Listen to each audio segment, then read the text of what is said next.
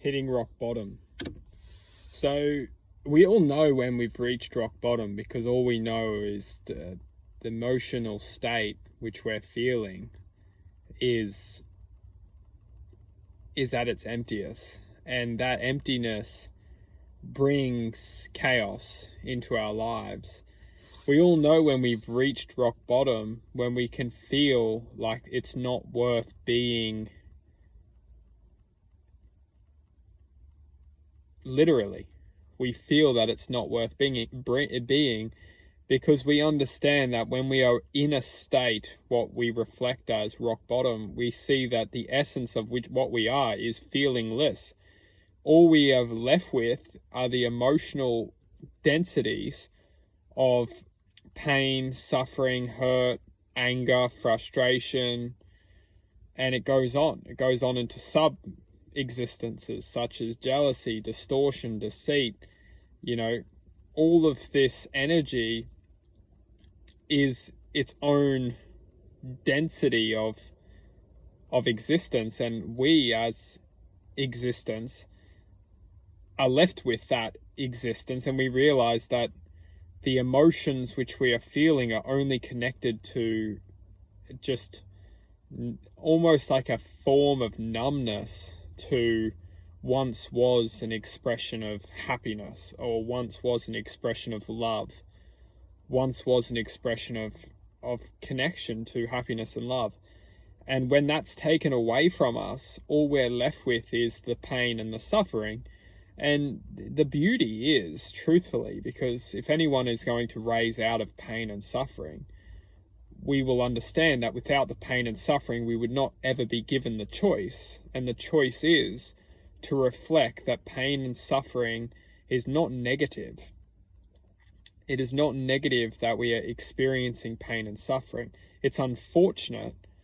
However, it's not negative. And what we need to see to heal is that this reality which we are experiencing is brutal, and the brutality is left in our own device. It's left in our own control. We continue the brutality because we are feeling pain and suffering. We then continue and share that brutality out into the world, and we see this forever present in this society.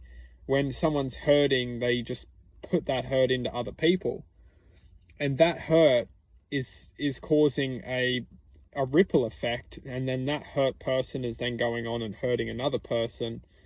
And the truth is that when we have reached this essence where we know that we're not serving happiness, we're not serving love anymore, and all we're serving is pain and suffering and hatred and anger and deceit, we are effectively at rock bottom, because we know that all that is left is frustration, bitterness, and hurt. It's mainly hurt. The frustration, the anger is only causing hurt.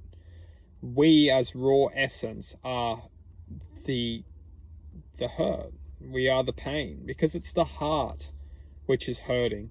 It's the heart. The mind can perceive anger, the mind can perceive frustration and jealousy, whatever, but it's the pain of the heart. And that's where we need to come to understand that when we are in this form of pain, we as expressions of the heart have the power to regain and recapture the heart's potential.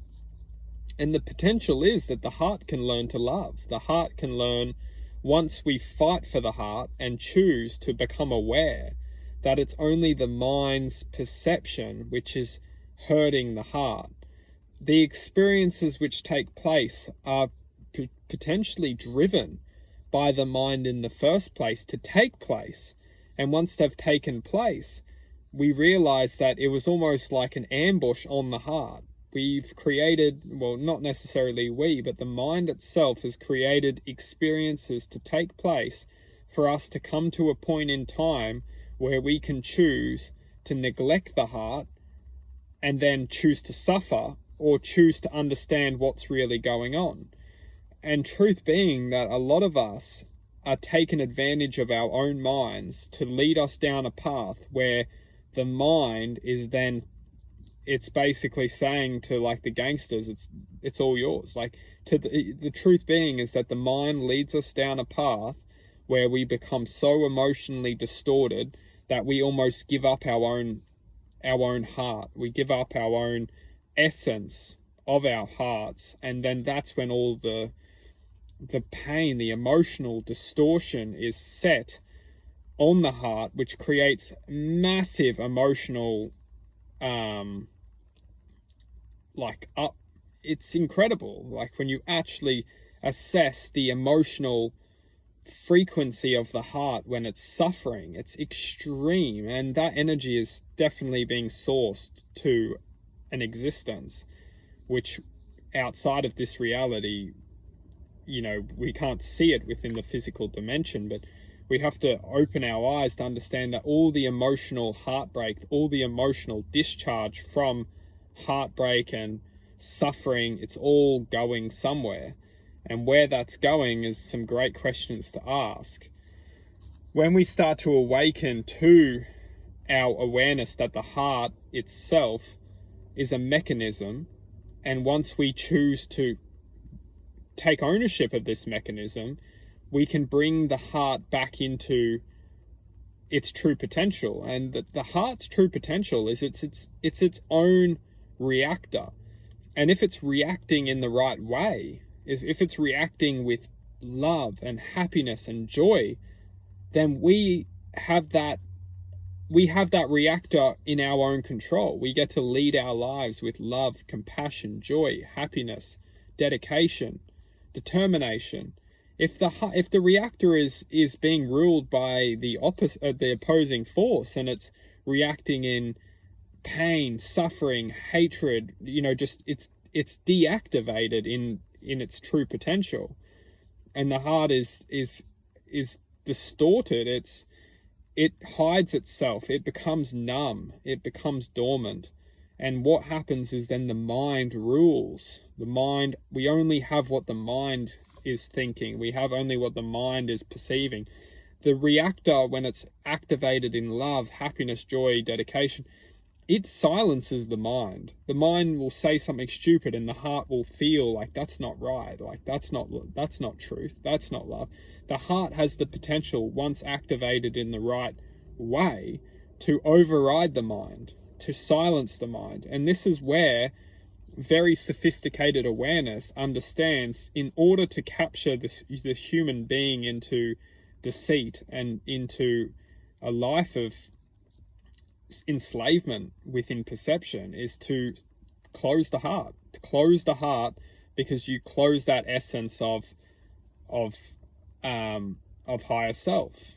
You close the essence of awareness to a higher degree. And once you close that source, then you can inflict that human into pain, suffering, and they almost don't have any way out. They feel there's no way out. They feel that this is all life is just pain, hardship, suffering. And it's a matter of truth, is that when we're stuck, when our hearts are deactivated, dormant, we don't have that connection to our own self to feel a greater existence. And that greater existence is the heart itself, which they close and then put us in a state of suffering. And it's interesting because the suffering is the closure of the heart. We go through an experience which that experience closes the heart. It's super interesting. It's a setup, really.